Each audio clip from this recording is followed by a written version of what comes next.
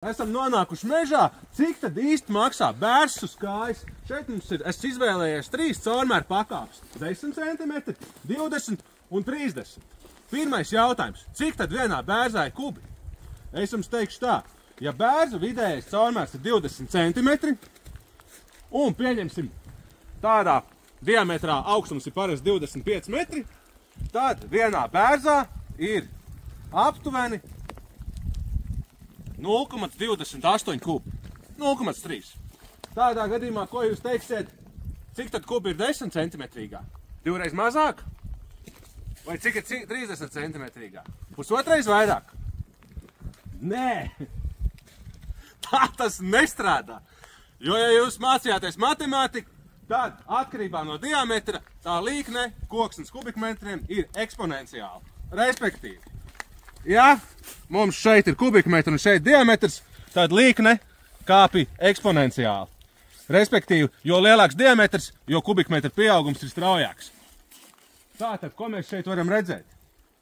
Ja mums ir šis 10 centimetrīgais bērs, 10 centimetri, tad tajā ir tikai 0,036 kubikmetri. Savukārt, šajā 20 centimetrīgajā bērsā ir 0,3 kubikmetri, un šajā 30 centimetrīgajā jau ir 0,7 kubikmetri koksni.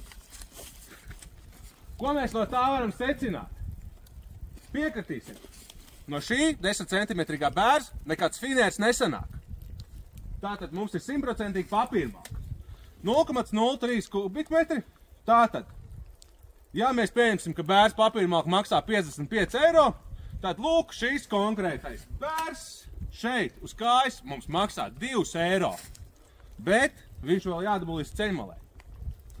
Ja mēs skatāmies uz šo 20 centimetrīgo bērzu, tad es teiktu tā, labi, šajā gadījumā ir ļoti pateicīgs bērs, tāpēc, ka nav zarains un vairāk pirmie nogriežiņi sanāk finierī. Bet, nu, jebkurā gadījumā šeit tas finieru attiecība nebūs tik liela kā šajā bērzā, jo bērs strauji paliek tievs. Tā kā šādiem 20 centimetrīgiem es teiktu, ka finieris sanāk apmēram 10 līdz 20% attiecībā. Tātad, ja mums šeit ir 0,28 kubi un 10% finieris, tad šāds te bērs mežā maksā 17 eiro.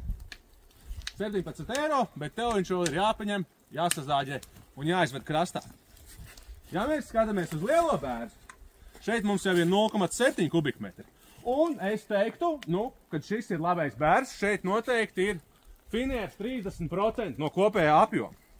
Tātad, pieņemot, ka papīrmalka maksā 55 eiro un finieris aptuveni 120, tad šis bērs mums šeit maksā 54 eiro. Bet atceramies atkal, mums viņš ir jānozāģē un jāpieved uz ceļmalu. Bet tad idejiski, pie kā mēs esam nonākuši. Ņemot vērā, ka koka kubikmetri ir eksponenciāli, tad arī iegūstamās naudas līkme mums ir eksponenciāli. Kā mēs atceramies no 7. klases atkal, eksponenciāla līkne izskatās šādi. Tātad, kāds ir rezumē? Bērs 10 centimetri, ejam pa koku, ejam pa savu mežu un skaitam.